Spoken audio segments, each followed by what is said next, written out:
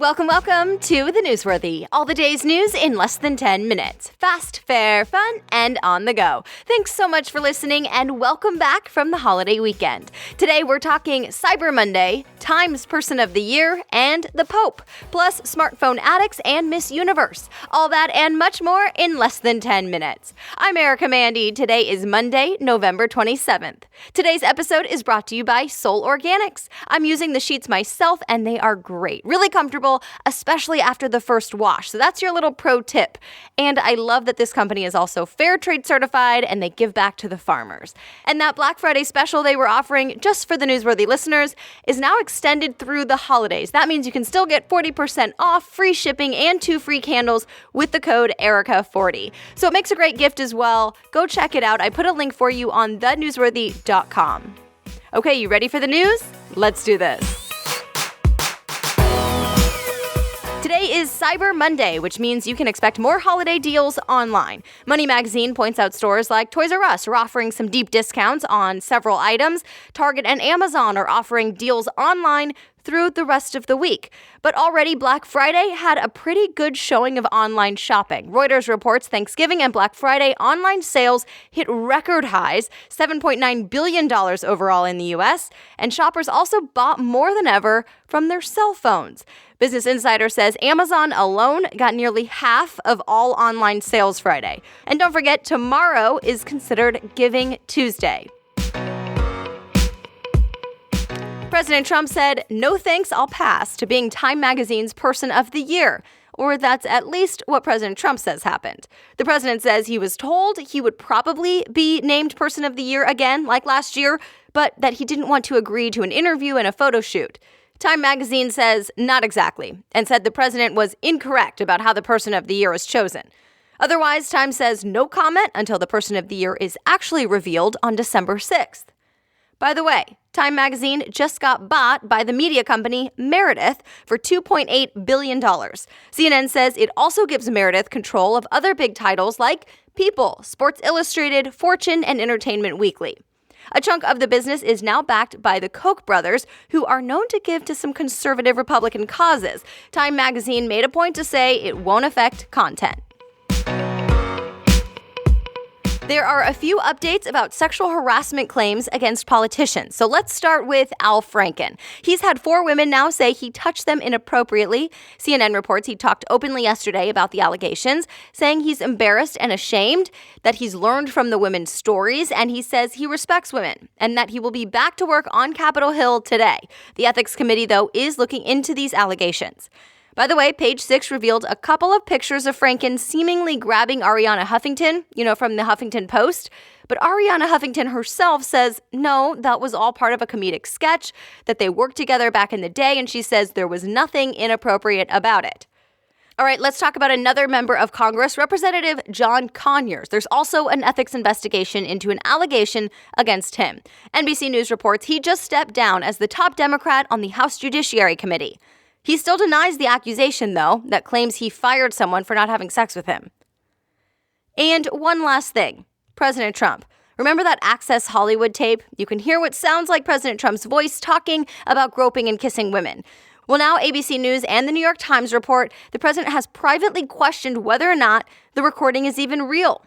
But remember, he did say it was his voice and apologized when the tape first came out last year. And remember Roy Moore, the Alabama Senate candidate accused of molesting teenagers back in the day? President Trump seemed to stand by him, just sticking to the point that Moore denies the allegations. Harvard University is under investigation and may even be sued by the government. The Justice Department says the university is not cooperating. The Wall Street Journal reports investigators are checking into complaints about discrimination against Asian Americans. A lawsuit in 2014 claims Harvard purposely limits the number of Asian students allowed to go there. And now Harvard has until next month to hand over those documents or get sued.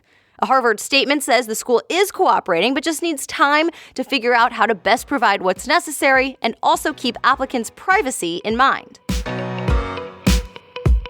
Former President George H.W. Bush is now officially the longest-living president at age 93 years and 166 days. He just hit the milestone on Saturday. But ABC News says Jimmy Carter isn't far behind. He's 93 years and 55 days old.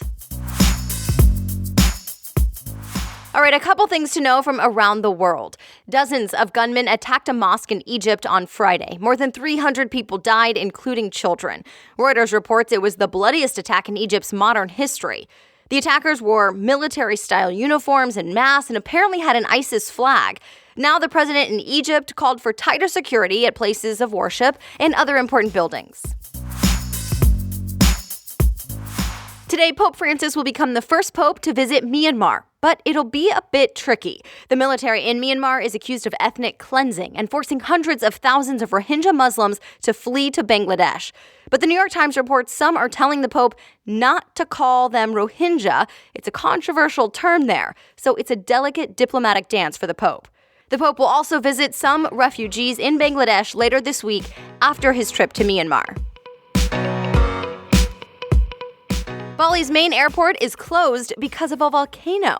The Guardian reports thick ash is already shooting up in the air, so hundreds of flights have been canceled, thousands of passengers stranded, and Bali is a popular tourist spot.